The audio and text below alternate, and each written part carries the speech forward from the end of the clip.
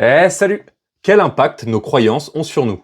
Pour moi, elles modélisent et filtrent notre vie. Comme je l'ai dit dans la vidéo précédente, notre biais de confirmation et d'autres biais cognitifs vont sélectionner et mettre en avant certains éléments de notre vie pour confirmer nos croyances. Donc si on a un préjugé négatif sur quelque chose, le moindre élément qui souligne cette croyance, notre cerveau va le mettre en avant. Et au contraire, si vous avez un filtre positif sur quelque chose, tout ce qui vient gâcher ça sera atténué et le positif sera mis en avant. C'est peut-être pour ça qu'on dit que le positif amène le positif.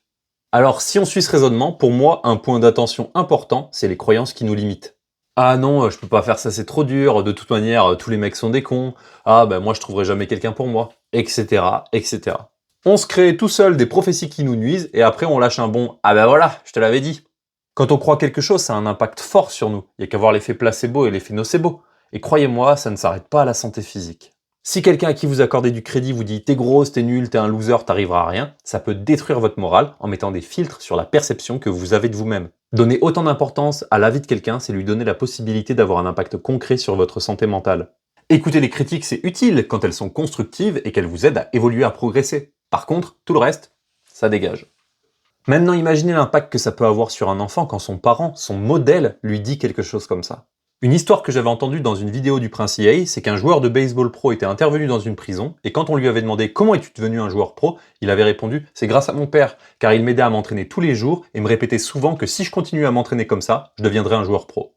Et un détenu avait répondu il m'est arrivé la même chose, mon père n'arrêtait pas de dire que j'étais un bon à rien et que je réussirais jamais rien dans la vie. En tant que parent, en tant que partenaire, pour moi il est essentiel de prendre conscience de ce que nos paroles peuvent engendrer.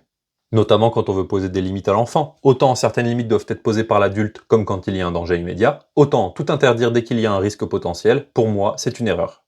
Peut-être que le mieux c'est de l'aider à la poser lui-même. Le tout c'est de ne pas transmettre une peur liée à une croyance qui posera une limite si elle n'est pas nécessaire. Une amie à moi a la phobie des escargots. Pas de jugement.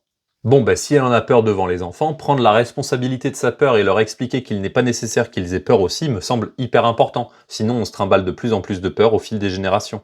Et c'est comme ça qu'aujourd'hui, on se retrouve avec encore plein de croyances limitantes et destructives qui persistent. Genre, les garçons ne doivent pas pleurer et les filles ne pas s'énerver.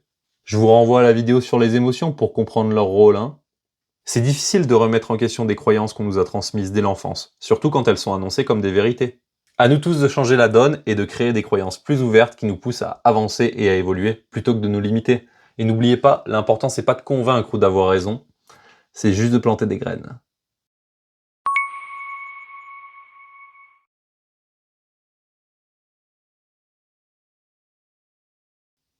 Quoi?